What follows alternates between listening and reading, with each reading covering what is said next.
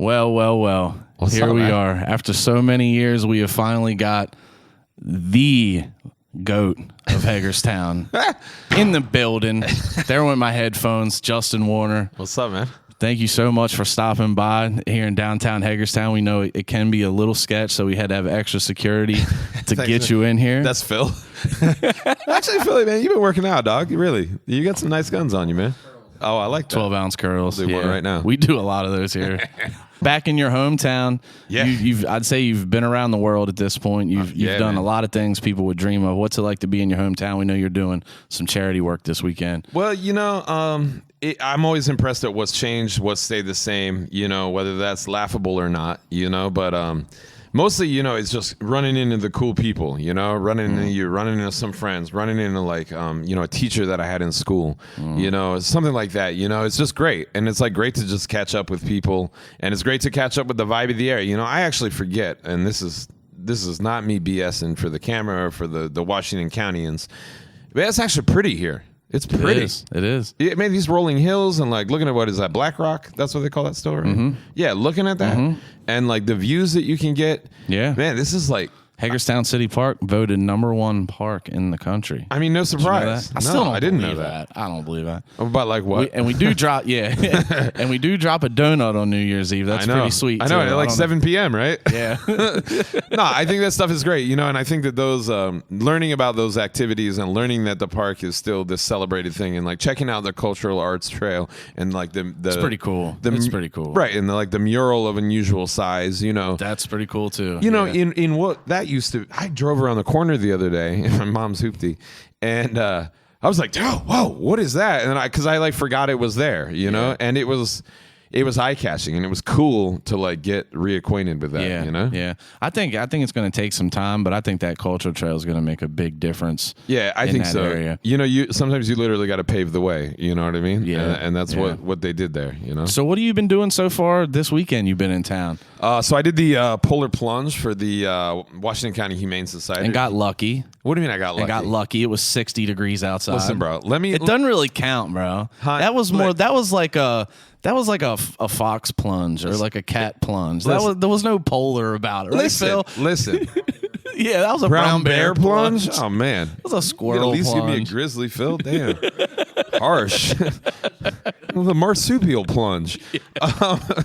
You did a frog plunge. Listen. All right, that water was cold. That's thing one. Okay. Definitely. I'm giving you a hard time. What temperature do you want it to be outside? 28. I want it to hurt. Negative. You Yeah. want outside. You want the temperature to be -0. I want you. Whatever. I want you to cut your feet on ice as you walk in the water. Listen, here's the thing. If they cut the ice and I jump in the water, water freezes at 32 degrees. So it cannot be colder Yeah. than 32 degrees. Yeah. So if it's colder outside, like if it's -5, the water is actually warmer than it is outside because otherwise it's ice. Right? Absolutely. So what I'm saying is by having a temperature that is higher, it's actually more of a shock because if it's 0 degrees and you jump into 32-degree water, it's actually warmer. Yeah, I know. It was a great scientific explanation, but I Thank still you. wanted you to bleed. Yeah, sorry. I mean, I don't know. Maybe I did. I don't know. I haven't checked myself. I went straight from that. Freezing, man. That cold stood with me for a little bit. It did. It followed me home, and so then home to the Baymont on Dual Highway. But what were you doing the plunge for exactly? Well, they reached out to me and they said, "Hey, do you just want to be a celeb plunger?" And so the idea is that when you bring somebody out to do something that is that remarkable, you can get some more traction out of it, get some more eyes on the cause, and so they.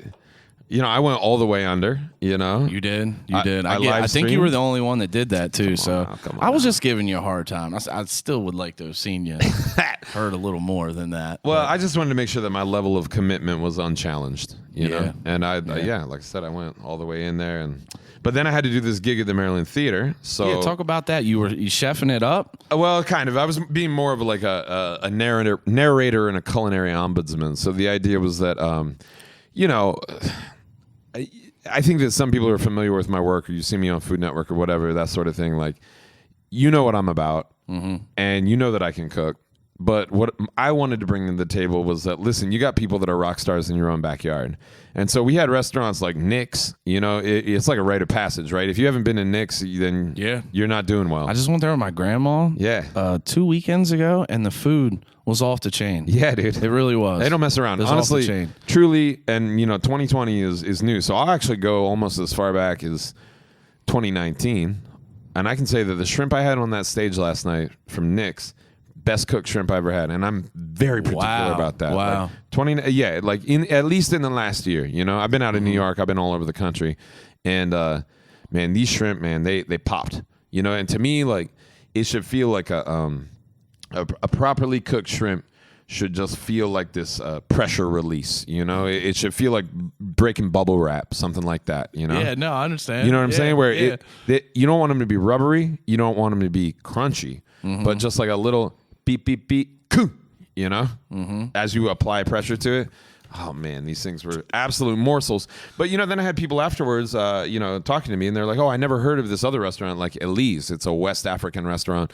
And honestly, one of the best duck breasts I've ever had. The thing was damn delicious. Like, wow. Yeah, and so they were there, and of course, Rick's Cafe.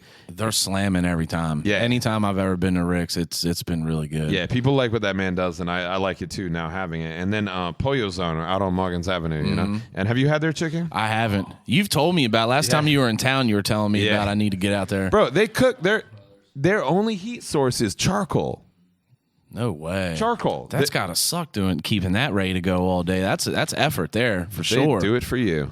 Hey man. And when I say do it for you, I mean you guys, right? So like, you know, quit hating on the area. You got options. Yeah. You got things. You just got to get out of bed, turn off Netflix, whatever you're doing, and go out there to Pollo Zone. Because I'm not kidding you. You can have a first there. Have you ever had chicha morada? No. So it's a blue corn. It's like a blue corn drink, right? And they take blue corn and they stew it with some fruits and then chill it down. And it's kind of like the Hawaiian punch of Peru. If you had to eat one place only in your hometown, where would it be? Oh, you talking highly of this place now. It sounds like sick burn, man. Past, present, or future. All that. All of that? All right. All that. So in the past, man, I worked at Oliver's Pub, and every now and then, man, I get a real hankering for I think it was the Fort Frederick. It was like their version of a French dip. It was a damn good French dip.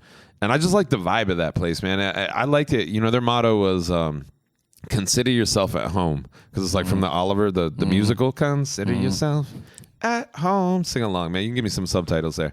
Should have been a musician. Little bouncy You could have ball. been a musician, man. Nah. Could have been a singer. No, not at all, man. Not at all. Anyway, so I love that place in the past. Present, man. Listen, those 4 spots last night, they were tight. If I had to recommend, though, for present, for like, you know, your everyday, like a place where, you know, you budget it out, you're going to spend $12 on food a day. $12 at Pollo Zone That's the spot. dude, it's good. That's the spot. I am not kidding. Tell them what to get real quick. What do you go when you go to? So a half chicken, 2 sides, and a chicha morada. Definitely get the fried rice as one of those sides. Whatever your other side is, you know, fine. But anyway, that is the way to go.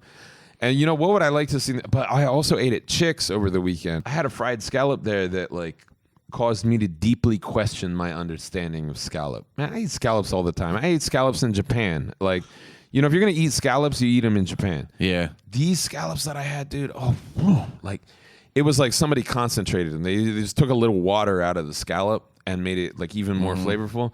You know, like an analogy would be like, you know, if you make the Kool-Aid, you know, and you put the packet in but half the water, you know what I mean? You know, it was like that, but for scallops. It was so deeply flavored. I love that place, and to me that's such like a local entity. You know, everybody knows that crab on the roof. Everybody's seen that, right? Absolutely. And so like great marketing, by the way, over the years. Yeah, and that thing's been there. I was actually born next door to that place. I grew up on 326 Summit Avenue, so I grew up like it's probably my first like vision. It was like that crab on the roof, you know. And like I just think it's great, man. And the interior and the service there, they're so kind and generous. What I would like to see for the future. You know, now we got Thai here. We got African. I think, man, it would be wild to see a Korean barbecue place here. Do we got one yet? Will you actually I don't know. sit at I a think we table? do. There is a Korean spot now that they opened up out by the mall. Right? So do you actually sit at the table and cook the meat in front of yourself? No, but there's a place. What's that place called? There's a place called Black Rock where you cook a steak right On a in front hot of you, on a hot stone. Yeah. So I yeah. think some more interactive dining options would be fun. I'm And, really that's, into and you that. know what? That's the odd you mention that because I've seen a lot of people complain about why am I going to spend a bunch of money for food and cook it myself. I want it to be made, but it's the interaction is where people go on, the activity of going and doing it, the experience. Oh man, you know the thing about this like interactive dining idea is like you can't sit on your phone. Yeah. You know what I mean? yeah. You might have to like talk to your date. Oh my god, you know, or like the person You have to look up. Yeah, the person that you've committed to being with for the rest of your life. Yeah, you might have to interact with them. Yeah. Oh my god, yeah. I got to talk when I eat dinner. That's, So I understand. Yeah. I understand. But listen, man, that's a battle everywhere. That's not isolated to this neck of the woods. You know, Yeah. people like to hate, but man, that's you know so practically international. You think the what do you call it? Interactive dining? Yeah. You think that's kind of the next wave? I mean, I think it could be. I think it should be. And I think that life is a pendulum, right? Like, I think that for as many years as we've been burying our heads in our phones, right? And it's been a steady march to that, right? Like, Yeah. even back when you had to text with, what was that? You know, you had to alphanumerics. It was the worst. It was the worst, right? People still be doing it. Still did You it. know, and then you'd see some, look like Yeah. a machine gun on your thumb, you know? I think that since we've been marching in that direction for so long, the pendulum's going to come back, and you're going to see a lot more people being like, if I'm going to go out, like, phone's not coming. Yeah. Could you imagine? Yeah. Phone's not coming? And good that's idea. that's what I hope for, a good man. idea. That's what I hope for. And I think, like, real human interaction centers on that kind of stuff. And I think that, it's been a steady increase of how relevant is social media. And I think that sooner or later, real-time, real-life interactions. One reason I think that live streaming is so important is because it's a social thing where you don't have to be there, but you're still seeing things uncut, raw, real-time. And, like, this gig in the Maryland Theater, that's a side of me people never get to see. Yeah. Because I spend, I'll spend 3 hours shooting a show, and then they'll spend another 22 hours in the edit bay cutting stuff out to make it an 8-minute clip. You know? Yeah. And so think about how much of my existence, like, people are like, oh man, I see you on TV all the time or whatever. And I'm like, I'm not. Like, it takes so long to make this stuff. You know. Yeah. Yeah, it's a painful process. Right? But Yeah. it's meticulous, right? It's kind of cool, It's man. fun. It's like being a I surgeon. mean, if you like creating stuff, it's worth you got to squeeze it to get the juice, man. Yeah, 100%. And I love, like, being on that stage last night. I probably delivered maybe 1,000 factoids, whatever. I was going a mile a minute, just banging stuff out, trying to get people as, like, entertained and educated as possible. Yeah. And so, like, what I think was fun for people to see is that, that's what we do on shows is we go 90 miles an hour and we saturate with content so they have plenty to cut from. And so they can build whatever story or give whatever factoids they want, Yeah. So somebody burns the bacon, all of my bacon factoids previously are going to be much more relevant, than my, like, loose fact about broccoli, or whatever, that the broccoli was fine. There's no story there, Yeah. Yeah, it's a wild world. So talk about your come up as far as food. I as a kid, I rode the bus with you. I can't say we were best friends and got ice creams together, but rode the school bus through middle school. I remember you were terror. boy, you tortured school bus drivers like it was a job. I'm sorry, Miss Bus Driver. Miss Bus Driver Lady is what, and nobody knew her real name. We rode that bus for 3 years. The same lady. She was Miss Bus Driver Lady. Yeah, Miss Bus because of Driver you. Lady. Because of me, yeah, man. Well, I get, I wanted to. I don't know why I did that shit. I mean, you were a funny guy growing up and played a lot of pranks on people, and it was never bad. It was never mean towards anybody. It was always light humor. But I never knew that you had a passion for food. How did that come about as a kid? Well, dude, I've always been. I collect stuff, man. I like you've got a wicked collection of video games here, old school cartridges for the NES. So I've always liked my stuff, and I've always liked having what I want to have, and I'm still very much that way. And so once I could get a job, I was like, oh, man, I like money. I really like it. And then I realized that, well, all right, I'm working in food. I got to figure out how to game this system, right? So I was a busboy, man. The responsibility is pretty nominal, right? This was my first job ever. Was a busboy. Yeah, right? So, like, Yeah. Make sure the tables are clean. Dude, it is so simple. And it drives me nuts when I'm in restaurants or when I don't have to instruct anybody on how to wipe tables anymore. But like, man, the table is a square. It's like mowing a lawn. Lift up the stuff, clean that. Oh, guess what? That was dirty. Clean that. Move on to the next thing. You know what I'm saying? Like, it's not hard to properly clean a table, but yet your average busboy like, oh, it's clean. No, it's not. It's disgusting. I see streak marks on there. I don't want to see evidence of your cleaning. I want to see that it is clean. I want no evidence. I want to look like it was beamed here from an alien ship. Like, that stuff just drives me batty. Got him hot right now. Dude. You talk to me about busting tables, bro. I used to be the greatest buster alive. You know where the term busboy comes from? I was a busboy for the free leftovers. Oh, yeah? I get it. I used to eat off the plates, bro. Man. That's embarrassing. No, it's not. 2 stories on that. So first thing, my Spanish nickname, I speak pretty good Spanish. One from Senor Smiles, South Hagerstown High School, and Carol Alshire, formerly Miss X, Senorita X. So those cats taught me Spanish. Then obviously that worked really well, like working in kitchens with a bunch of Latin line cooks and stuff. So I used to eat, as a busboy, I worked in Colorado, and I used to eat off the plates after people, obviously, with leftovers. Oh, they hardly touched it, Gross, man. You weren't monitoring them? I used to love me some waffle fries. I was at the grill at Park Circle was my first job. Wow. Busboy, I worked for, who was it, Dick Roulette and Bobby. And I used to, man. Celebrated position. They left over those waffle fries. I ate them, bro. Yeah, going to town. I ate them. So in Spanish, my nickname is Mapache. You know Mapache? Mapache means raccoon. Because they'd be like, este pinche mapache, like, este güey come basura, like I would eat the trash. And so they would like call me raccoon because I'd sit there and like, oh, they barely touch or like rip off the part of the sausage that somebody bit. I didn't go that far. Bro, I do it. I didn't care, man. I had a metabolism to maintain, But anyway, busing, man, I don't think people realize busing it's short for the word omnibus, meaning to do everything. And so to me, busboy is one of the most crucial positions and one of the greatest positions you can have in a restaurant because reasonably, you can do whatever you want. Like, you have the ability to traffic in whatever you're capable of, right? And so, like, if you know how to learn the register, learn the damn register, And when somebody's like, oh, Justin knows how to use the register, ask him to do it. Cool. Now, extra tip out at the end of the night, And so once I was like, okay, like, I'm just going to clean the tables, and that's all that's expected of me. Then you can just, like, hone and refine your skills, right? So, like, hearing that somebody is having trouble deciphering the menu or thinking about what to get, you hear that as busboy. Oh, I couldn't help but overhear, like, da-da-da. Well, this is my favorite sandwich, Great. Okay. Now all of a sudden I got an in, right? And so once I got that in, I come back, I check on the table, Listen, there's a big difference between like a 15-year-old being concerned about you and, a 45-year-old cigarette smoking woman. This is back in the day, you could actually smoke in a restaurant, The worst. Right? And you're like, waitress is taking a break. You know what I mean? She like comes back, Yeah. All right, hon. Like that sort of thing. So who do you want to interact with? This chipper 15-year-old, voice still cracking?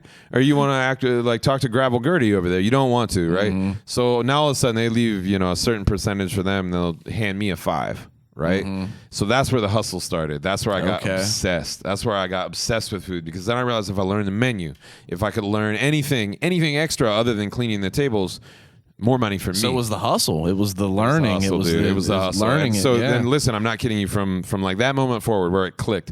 One woman gave me as a busboy at Oliver's Pub a tip for $76.23. Wow. Yeah, dude. In what year? Man, that was back then. I was still Late in 90s? high school. Yeah, it must have been like 2000. That's a lot. It's a lot of money. Yeah, yeah, dude. It's a lot of money, man. She's I don't know why, but she's like, hey, like, what would make you happiest right now? And I was like, I don't know, $76.23. And she's like, okay, done deal. Wow. What? You know what? I'll never forget. Shout out if you're still in the vicinity. I think she was traveling. I think she was like kind of a big shot. I got a recommendation to come there, and then she was like, "All right, man." That waitress was furious because that was her table, Yeah. And they were like, "Okay, blank for you and $76.23 to the charming busboy," And I was like, boom, I cleared your table, sure the check. And so, listen, I'm not kidding you. From that moment forward, I realized that the more I know about my surroundings, whatever they are, the more I can monetize it. And so I just kept chasing more and more expensive food. And I realized that the more I could articulate about the food, the more value I was giving to the guest. And then from there, like, boom, I was working at a Michelin-starred restaurant in New York where, like, I'm not kidding you. Kanye and Jay-Z did Party in the Garden. They used my section as their green room. Wow. Like, dude, like, we had Kofi Annan, we had the Clintons, we had Yoko Ono. This is a level of waiting tables that is so far and completely removed from anything that I think most people will ever experience in their life. I'm wearing a tailored 3-piece suit to work. And my job is simply to serve food and clean tables. And how did you get in that position, though? How do you go from Hagerstown to New York waiting on people like that? That's a good question. So I used to spend time in Colorado because my mom would ship me out there because I was bad, So she'd be like, go kick trees for the summer or whatever you do, But I used to work in this town called Estes Park, and they had a booming, like, tourist economy. So every night's a Friday night there. And, like, man, I'd come back, like, new mountain bike, sick pair of Oakleys, real ones. Yeah. Not like the ones you get on the fake trip, you go to the trip, school field trip to the mall. Yeah. Everybody buys the fake Oakley. The Folkleys. Folkleys, yeah. And so I got addicted to that hustle there too, and every day's Friday. So after my dad passed in, like, I want to say, it must have been like 2003, something like that. I was like, man, I got to get out of town. Like, I had nothing but, like, torment, bad memories, not to be a downer or anything, but, everybody dies, happens.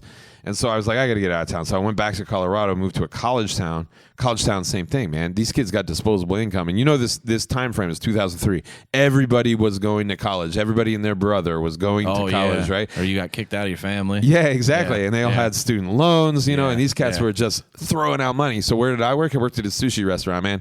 You go from Kansas, because, like, think about the states surrounding Colorado. Right, you go to Kansas and you're going to school and you're learning all these new things and, like, experimenting with your sexuality and, like, sushi. You try sushi for the first time.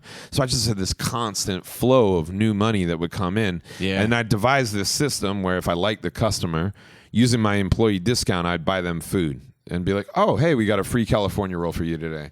And they'd be like, huh? And I'm like, yeah, like, welcome. It's fresh. It was just made. It's special for you. Compliments of the chef.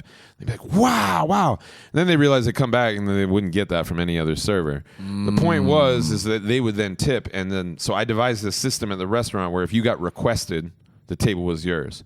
So the restaurant would be full. Wow. And I would have all requests. Hack the game. And so it's just money after money after money. Hack the game. I would get no random customers anymore. Yeah. It was only people that I could tell. That sounds like some straight Gary Vaynerchuk advice to a waiter. You know who Gary V is? Yeah, of course. That sounds like something Gary would say to somebody. Like, you straight hacked it. Well, the thing is that it was actually beneficial then to the owner of the restaurant for me to devise that hack because everybody was getting good service. Yeah. If they weren't getting Absolutely. the BS college student that was just there to, like, get cigarette money or whatever. Is it safe to say you probably don't have a whole lot of waiter or waitress friends?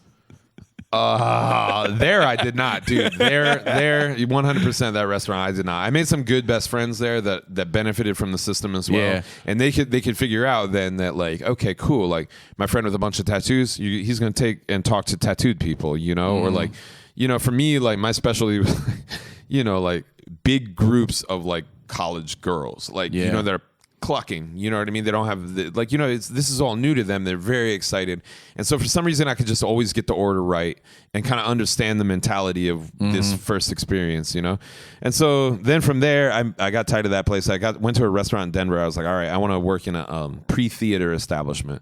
So a pre-theater establishment is a place that's generally in, like, close proximity to sorry if I'm getting too nerdy about this. No, you good. All right, you okay. good. No. A pre-theater establishment, and this is, like, big in metropolitan areas, right? Any place where you might have a Broadway or off-Broadway sort of thing. So, like, this is training for New York. I didn't know that at the time. But, obviously you've been there. It's right there on the wall. We hung out there, Pre-theater dining is a real deal where people got a show at, like, 8 o'clock. Curtain up is 7:30. If they won't let you in on Broadway. Like, if you're late, they will not let you in. So these people spent $400 on these tickets or whatever, and they're having a meal beforehand, and they're looking at you like, do not make us late. Yeah. So, like, in Denver, obviously, it's not that intense as, like, trying to get tickets to Hamilton in New York. If you got Hamilton tickets and you want a snack beforehand, like, dude, I would be taking out an insurance policy. You know what I mean? I'd dine and dash. You know what I mean? Like, Put me in jail after the show, you know?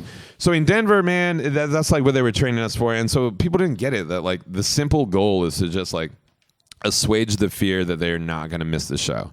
Had nothing to do with food, had nothing to do with service. Didn't matter if anybody liked anything or not. They just cared about literally, and this restaurant was 30 feet from the theater. They just were so nervous about missing the show. That's all you had to do. So it was like therapy session. You know what I mean? I just had to be like camp counselor. Oh, everything will be all right. I promise we'll get you out. And, you know, here's the check with your meal because I know you're nervous. And, you know, like, here's the check with your meal. Like, that's kind of considered bad form. But at the same time, I was like, I can always add on dessert if you like.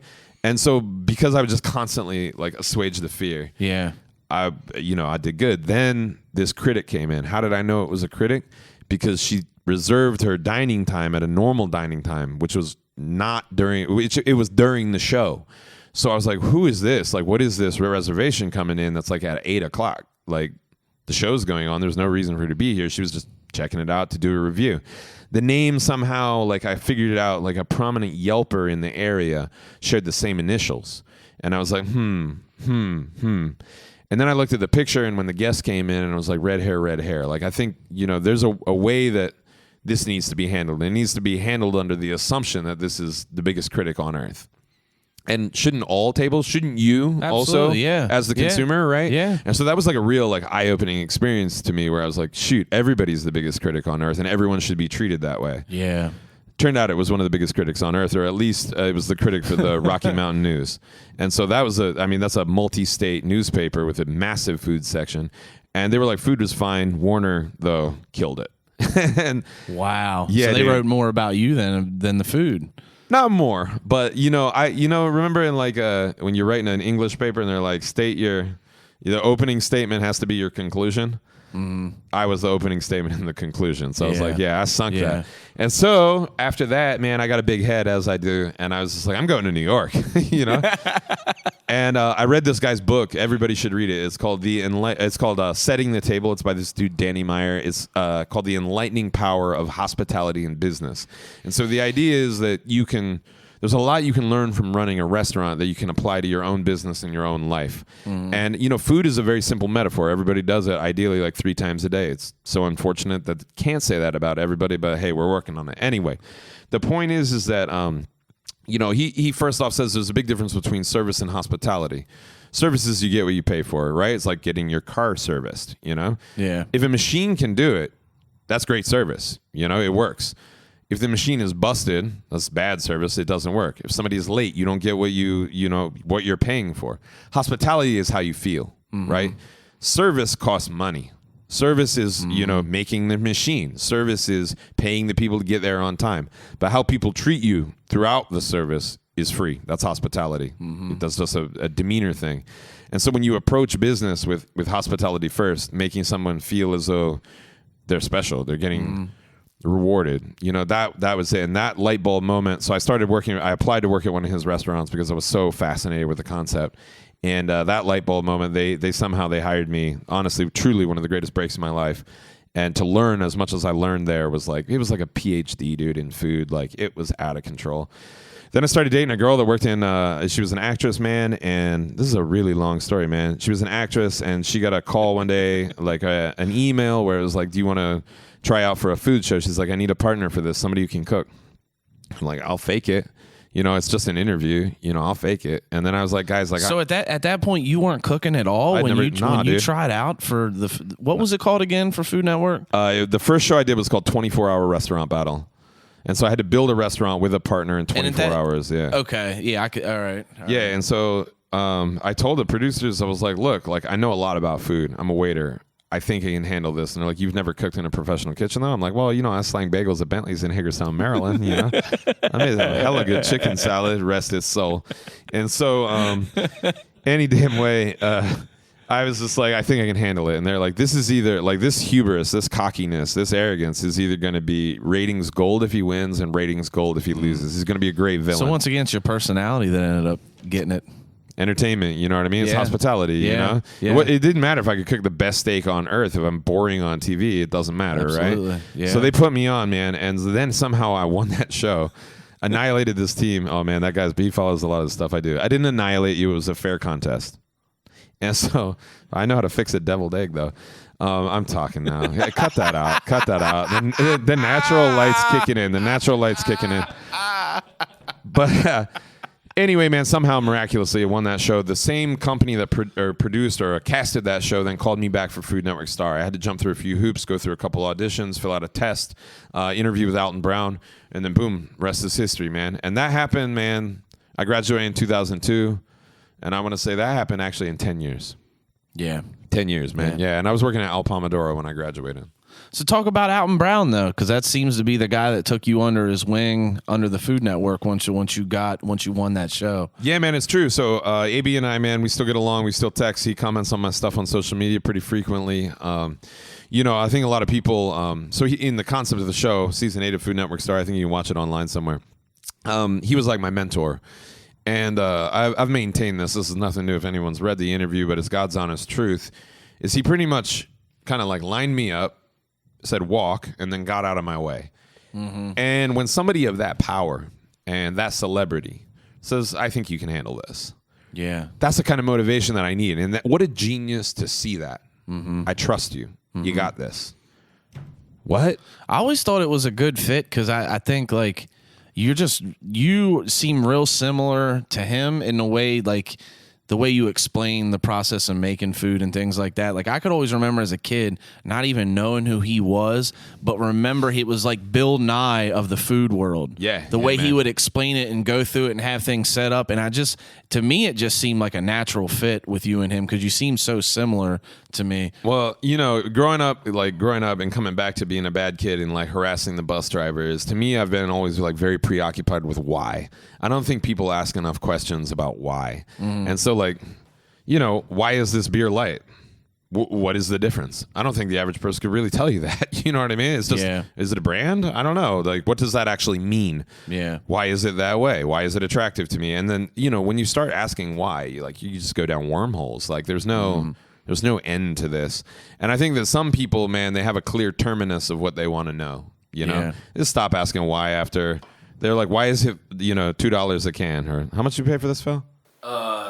$12 an 18-pack. Ooh, a steal. So like 75 cents a can there, about something like that. It's not bad. That's vending machine quality. So, you know, that is, some people say, why is this $18? Just to buy it anyway, get no answer to their question. And that's the last question they ask about natural light, you know?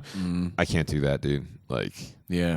I can't, man. I was like practically trying to mic people up on stage the other day. You know what I mean? Because like, I want to know about stuff. I want to know about audio. I want to know about video. This is a field I work in. You know, oftentimes I don't have enough time to like ask all the whys that I have in life. Yeah. And so I think that's why Alton and I are a good fit, man, is because we just ask a lot of questions and we just want to know the answer and then give that to other people, you know? All right. So we're going to take it down a notch. All right. What in the hell happened to Rebel Eats, man? Dude. What happened with it? Are you allowed to talk about it? I am allowed to talk about it. Okay. You know, there was a moment where I probably shouldn't have, but that time has passed. And so the idea is I won Food Network Star. Alton Brown was supposed to produce this show for me. The idea is that the contract that we fill out at the beginning of Food Network Star is like the winner of Food Network Star would get a daytime show, a stand and stir, as we call it in the business, you know? Well, here I have my blank, and here I have my blank, stir, stir, stir, put it in the oven, and after the break, it's done, right? So you are a production-minded person. Think of the production costs of that, which you could do at this desk, versus the production cost of a primetime travel show. Yeah, not even remotely close. Not even remotely close, right? Yeah. So the problem was that Food Network was like, God, like I don't know what Justin's going to cook during daytime. Like, you know, we want to see him eat jellyfish. We want to see him cook jellyfish because that's what he does best, and we're curious about that. But can that air at 11 o'clock on a Saturday morning? You know, with like at that time, you know, like Yeah, I get what you're saying. Daytime cook before me and daytime cook after me. You know, pleasant, lovely ladies that, you know, make just the best lasagna. You know what I mean? Like, they're great. They're great. I love them. And I think there's a huge place for them in feeding families. But I don't think that a whole lot of curiosity gets rewarded. So they were like, primetime is where we reward curiosity. That's where our adventurous programming is, right? I gotcha. So Alton Brown, in part of this, was like, yes, I will produce a daytime show if someone from my team wins. And then they were like, but we want you in primetime. So Food Network came to me and my agents, whatever. They came to me and they were like, well, what do you want? You want daytime or you want primetime? It's an easy question. Well, yeah.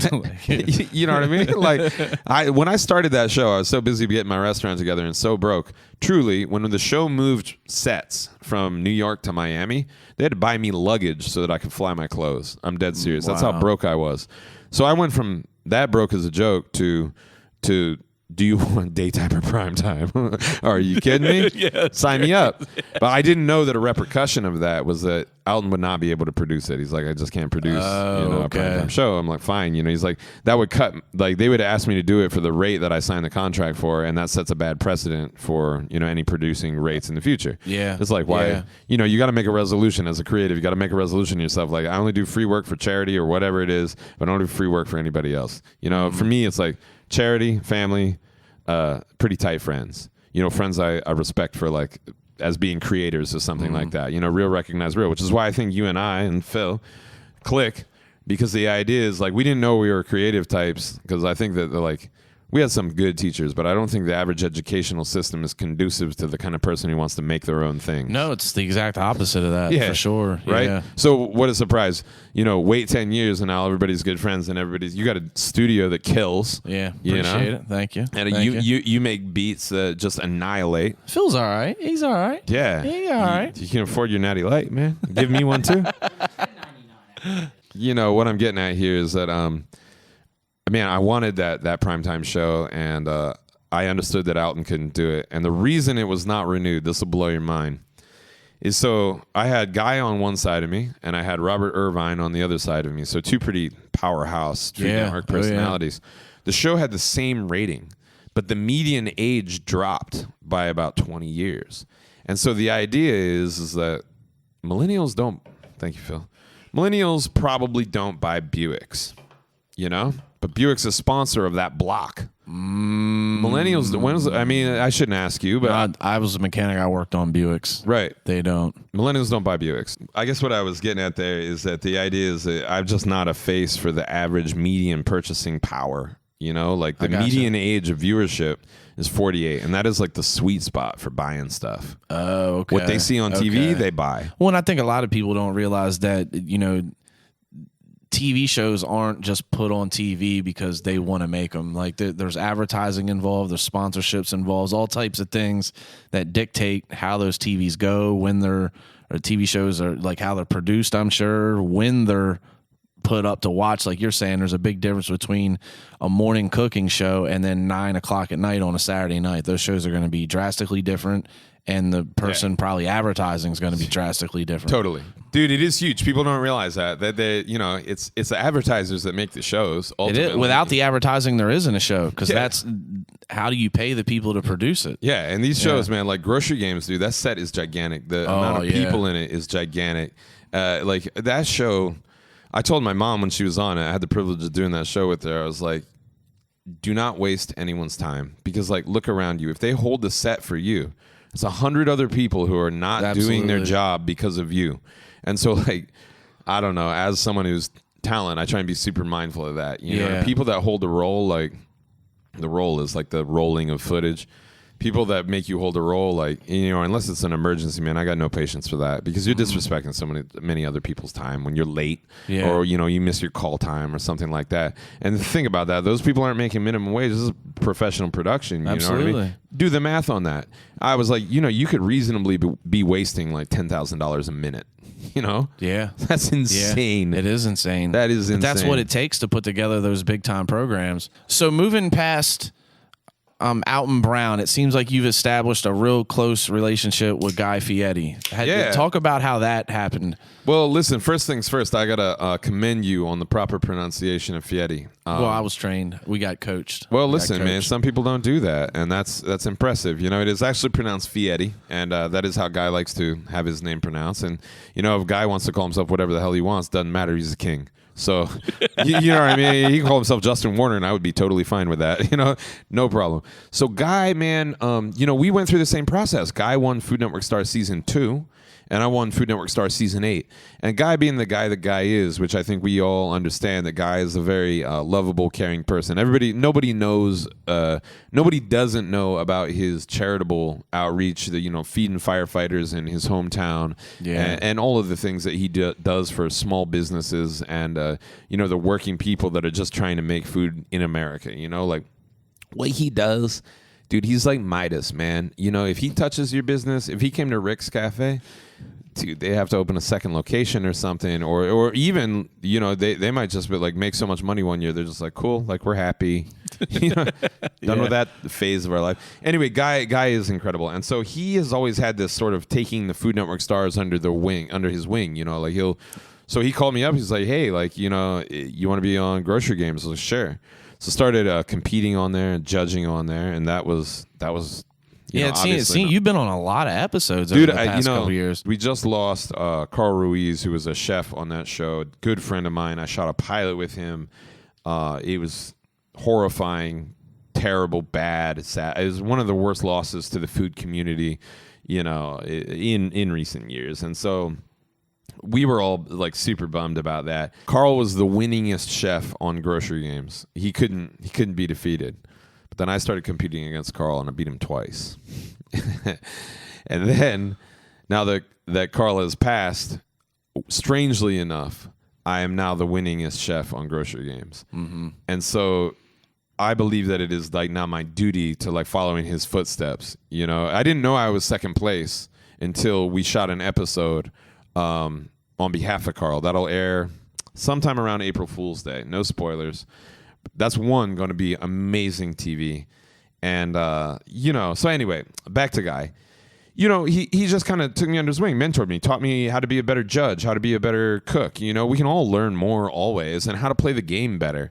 And so now I'm like, I win a lot on Grocery Games. I won a truckload of money on that show. And so Guy picked me up, and he's just like, look, man, I like what you do. I like the way you talk about food. I like all of these things. And I think me as a food commentator, a food articulator, and I know that my fans will beg to differ, but me as an culinary ambassador to the food world in general is better than me as a cook. Me as a cook is good, is creative, pushes boundaries. But I only push the boundaries that I set for myself, man. There are only so many things I can do. You know what I mean? Mm-hmm. Food is, short of like devising a way to eat a microphone or a self-consuming can. There's only so far I can go. Yeah. And I've gone pretty far in a lot of different directions. I know where my holes are. Like believe it or not, me and Italian food, like I just like. If that was a question on Jeopardy, I'd be like, shoot, that's yours, man. Like, you probably know more from Rocky's Pizza than I know about Italian food. Come on now. I'm not kidding. I'm the Rockies mascot. I know that. I'm the official Rockies mascot and have been since like 96. Right? And so I guess what I'm getting at here is that, like, I feel like I do better as a commentator. And Guy recognized this. So he put me on a new show. It's coming out in March. Your show or a show? Yeah, well, it's our show. It's just you and Guy. So the host of the show is Guy, and then there's Simon Majumdar, a genius, incredible writer, incredible podcaster, just absolutely devastating palate, and his wit and ability to articulate food is second to none. Honestly, to work side by side with him in this is insane. The show is called Tournament of Champions. What happens? I don't even know that I'm allowed to talk about this, man. I can't talk about it. Okay. But I can just tell you. There's a show coming with you and Guy. Oh, yeah. Sweet. Yeah, man. And it's just kind of. Oh, sweet. Man. Dude, it's so good. It was weird. I was talking about this to Phil before we were rolling, but it's weird when you get this moment in your life where you say, whoa, that's the best work I've ever done. Yeah. And that is the best work I've ever done, Well, it's good you feel that way about it then. Dude, I hope it comes out in the edit. It's not in my hands anymore. But I think I gave him some of the best nuggets. Do you guys, when you're that involved in a TV show, do you have any say whatsoever in production? I think some people do. I think Guy will like look at a rough cut. He'll look at the final cut, the fine cut, rough, fine, final, right? He'll look at that and he'll be like, I don't like this angle, or I don't like this thing, or this story is BS, or whatever. I'm just taking a guess here. I don't know if that's actually how it goes. But I think he has a final approval as head talent on the show. Me as just a cook or competitor or a judge, no, man. They'll send me a couple stills and maybe a clip and be like, please share these on or before this date, you know? And I'm like, great, hope I don't look like a moron, you know? Like, it's... So you find out when it gets released. Yeah, I find out when it gets released. And so it's really interesting, man. Like, people ask, like, you know, there was like an article a long time ago. It was like, Justin doesn't even have a TV. Like, I have a TV. It's to watch me, you know, because I don't get to see these things. So I got to know, like, if I said something dumb and I'm going to get flamed on social media, you know, I got to have the extinguisher ready. And so, like, I know it, man. And like when I was on Food Network Star, I think actually the reason I won is because this was one of the first shows to have an integrated hashtag. And so I would go through on Monday morning. The show aired on Sunday. I'd go through on Monday morning, and anybody that used that hashtag, favorite the tweet, favorite the tweet, favorite the tweet, to the point where I get put in Twitter jail regularly. Yeah. Then I would keep a notebook of any like memorable lines. Like I made fried fish bones, and I was like, they're the potato chips of the sea. And then I would search Twitter for the phrase potato chip of the sea. And, you know, it'd be like, MF out here saying potato chip of the sea and it's fish bones. Throw them a like. You know, and they'd be like, oh, wow, how did you find me? You know? And so, like, this was back in kind of the pirate days of social media. You know? spin that Gary V stuff right now. That's real. That's Gary V right there. Yeah, so I'll search for all that stuff. That's you know awesome. what I mean? Just to see if people can figure it out. And, like, well, it's good to hear a lot more of the story. It's not just, hey, I got lucky and got on a TV show and then they liked me and now I get to do this. It's like you've not only did you take the time to learn the restaurant industry, you've also hacked it at certain points to continue your journey. Listen, man, you know, I barely made it out of South, you know? I'm dead serious. I think there was some backdoor deal to get me graduated. I'm serious. It might have been between me and Brian Brake because I had to pass Algebra 2 to get out of South High. It was like a requirement. Wrestle? If you wrestled, you definitely passed. So I think the idea was, I think we had this non-verbal agreement, which was, I understand that you're teaching math and you understand that I'm not here for it. and so I can ruin your day or you can let me sleep. Like, that is your choice. I will not misbehave, but I also will not learn. So, like, the choice is yours and yours alone, good sir. And, like, you know, if you want this class to be the thing that I don't graduate for, you'll just see me again next year, and then we'll have the exact same nonverbal conversation. You know, like, straight up, dude, you know, and, like, you know, that kind of, you got to have that kind of scrappiness if you want to succeed in business when you have no college education. And you know? life in I didn't go to general. culinary school. Yeah. I didn't do any of that stuff, man. I've had internet access. You know what I mean? Like, it's, I don't know. You know what I mean? If you want to go somewhere, Yeah. like I said, man, it comes back to, man, I like my stuff. I like having my things. I like having the new video game system or whatever. I like, you know, you come to my house in the past, short of me living in an RV, which I took a year off and just drove around in an RV. It's been like. And why did you do that? That's one of the final things I want to ask you. Why does a guy who seemingly got it all figured out, he's on TV, but, you know, got married not too long ago, And I got beer on tap in my house. yeah, what makes a guy just grab an RV and hit the road like that? Well, man, I got real burned out in New York, man. I had a restaurant there, and the restaurant did great, and it killed it. And then we had a lot of financial issues because that's a problem with a flash in the pan. You know, the restaurant was kind of a one-hit wonder. We were still a great restaurant and continued producing great food. But after people were like, oh, that's the place with that's the place with the foie gras donut. That was like my free bird, you know? Yeah. You know what I mean? And people just wanted that. And after everybody had it, they thought we like didn't have any other songs. You know what I mean? We had a ton of songs and people loved them and people in the neighborhood loved them. But we got so hot so fast that the restaurant just couldn't sustain itself. And then like I realized I was paying $3,000 a month to go to work, you know, to live in a place where like I just, you know, my wife and I didn't have time to like go to a fancy thing or go see a show or something like that. And I was like, man, screw this. Like I freelance, you know, I'm not doing any of my work at that time. I wasn't doing any of my work in New York. So like, let's buzz off, you know? And then it's 2020 now. I have a weird concept of resolutions. So resolutions is what I will not ask to change in myself, but I will ask people to change in their treatment of me. And that might be some Gary Vee stuff too. I don't know. But like, I don't know, 4 years ago, I said, I'm never working for free. You know, after that, I said, if you're not flying me somewhere, I'm not doing it.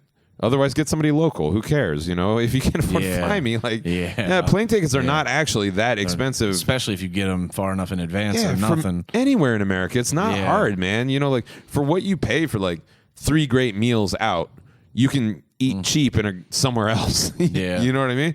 And so I was like, all right, that. And so then I just kept setting these like resolutions. And then once I realized, I was like, cool, if they're not going to pay me, I'm not going to do it.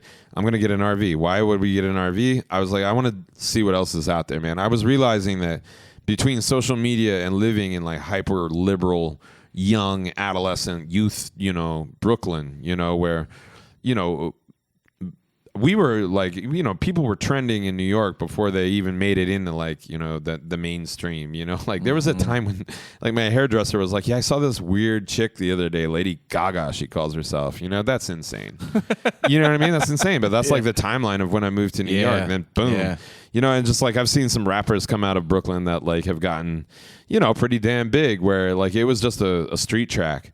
And then all of a sudden, whoa, like, he got on Hot 97. And then boom, after that, it's a national thing. Mano was a classic example. That was a guy that like really was very important in the neighborhood I was in. Red Cafe, too. Yeah, Red Cafe. Absolutely, man. For sure.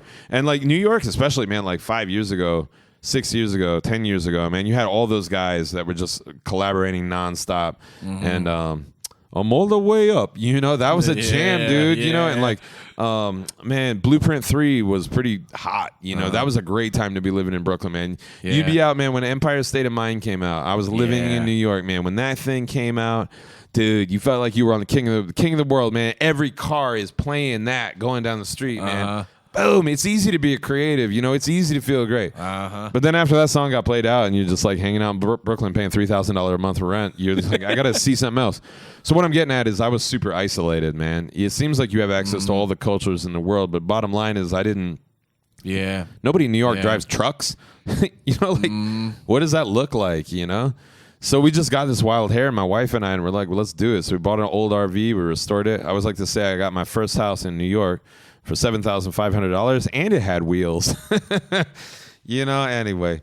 So we just did that, man, and just kind of date cities, man. We wanted to open a relationship with where we live. And then we did that for a year, and it was amazing, dude. And now you've settled in a place that you could say is pretty opposite of Brooklyn. Oh, right? yeah, dude. I'm in Rapid City, South Dakota. Nobody knows where that is. It's basically where Mount Rushmore is.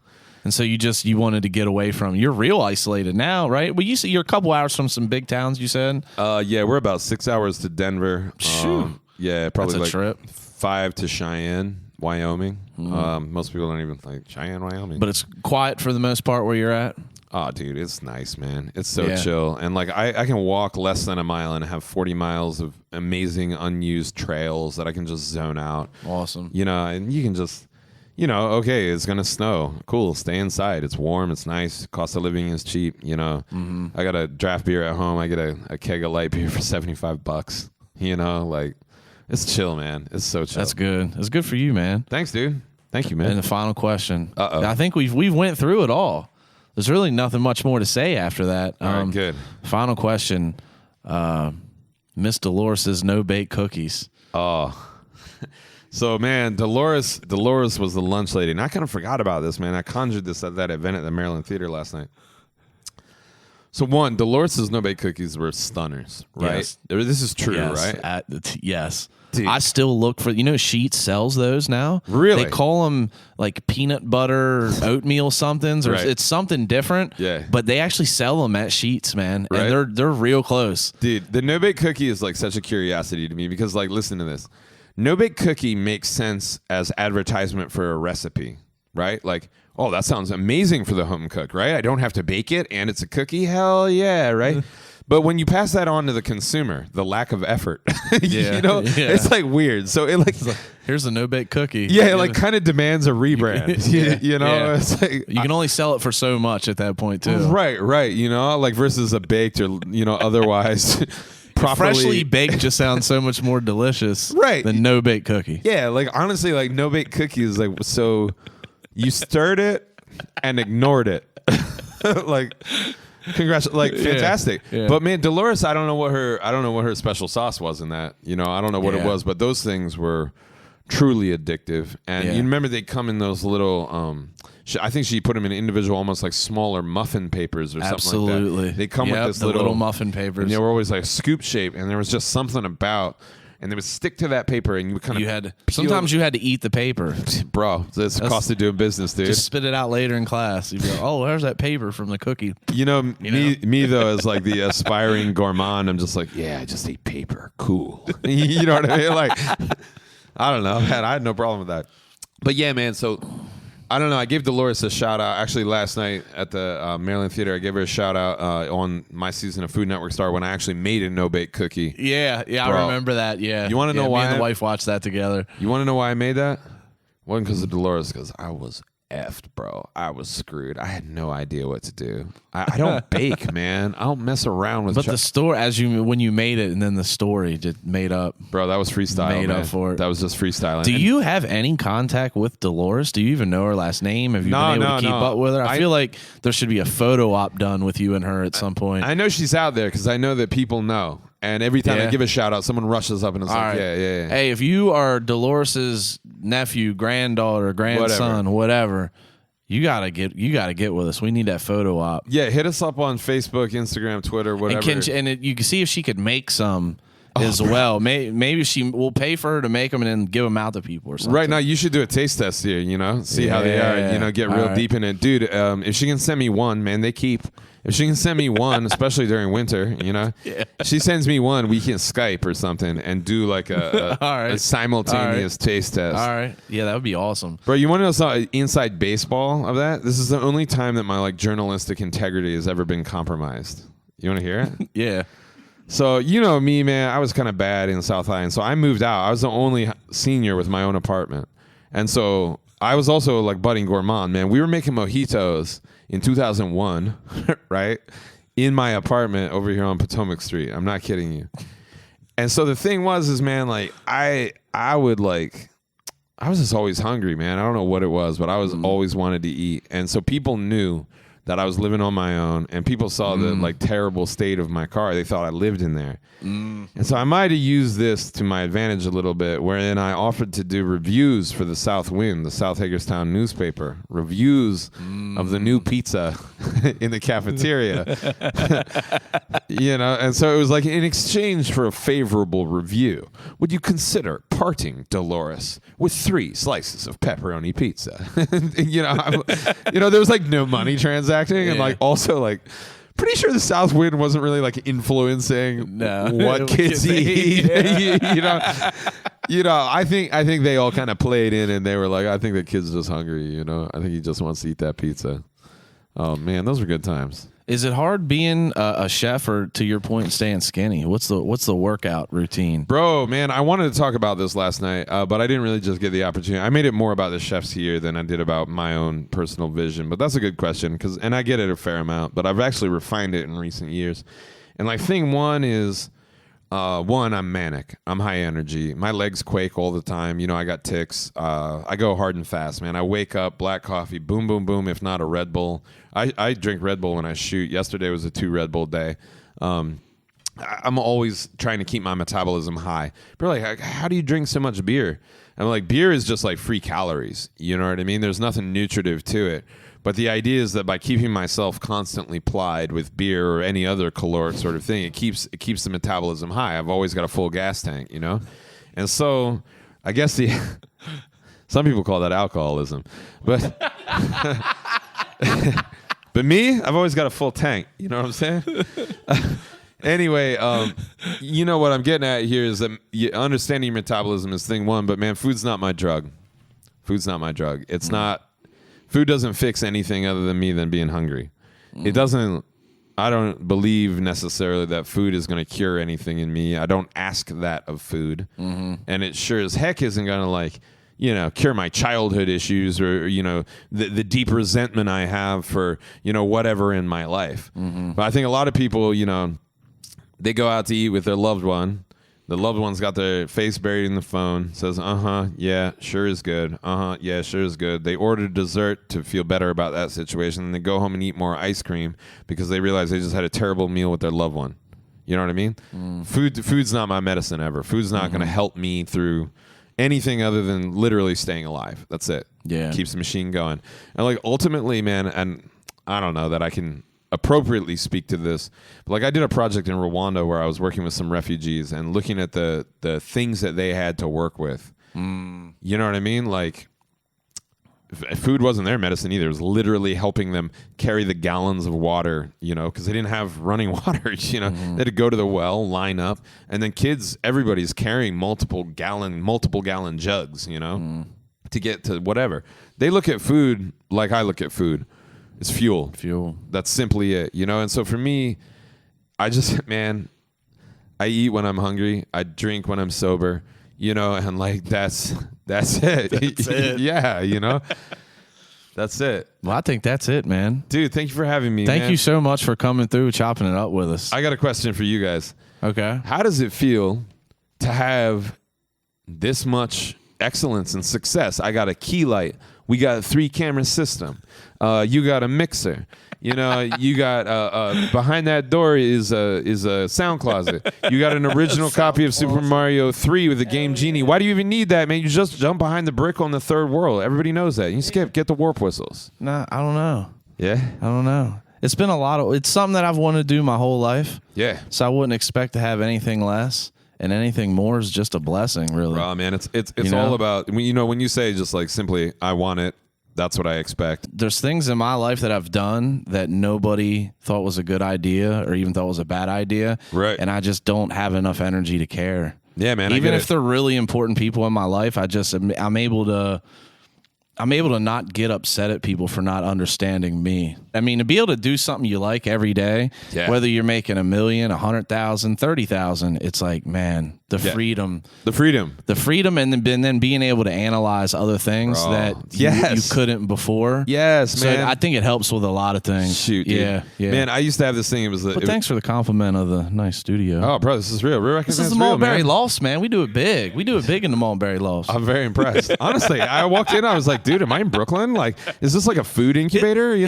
It's a cool little place, man. Yeah, man. I feel like if you've got a good idea. But you know what? I think little off topic. Hagerstown's one of those areas that if you really want to do something, there's more opportunity here than a big city. Correct. There's less competition. There's less competition. If you really want to do something here, there's absolutely nothing stopping you from doing it. Yeah, I mean, besides your own thoughts about it, you know? That's it, man. And I think that you know, just human beings in general, we aren't raised to. Well, you know, we got coaches. We say, "Oh, believe in yourself, and you can do anything." Yeah, and you know that's like trite, that's cliche, and we get that mentorship. But I think sooner or later in life, you know, it's just like that question of why. People stop asking why. People also stop asking. Well, you know, what can I do to get closer to my goal? You know, whatever your goal is, you know, or like, I don't know, man. Me personally, like, I say to my wife all the time, I'm like, babe, you know, I could say something dumb on the internet and all of this comes crashing down, at which case you will be married to a busboy. And she's like, cool. You know, like, because I like busting tables, man. Still to this day, like, I love that job. And I was happy then, and I'm happy now, you know? I'm still just shucking and jiving. Thank you, sir. Bro, appreciate this. Please, man. $1 million. That's the longest interview yet, man. Really? That's a good one.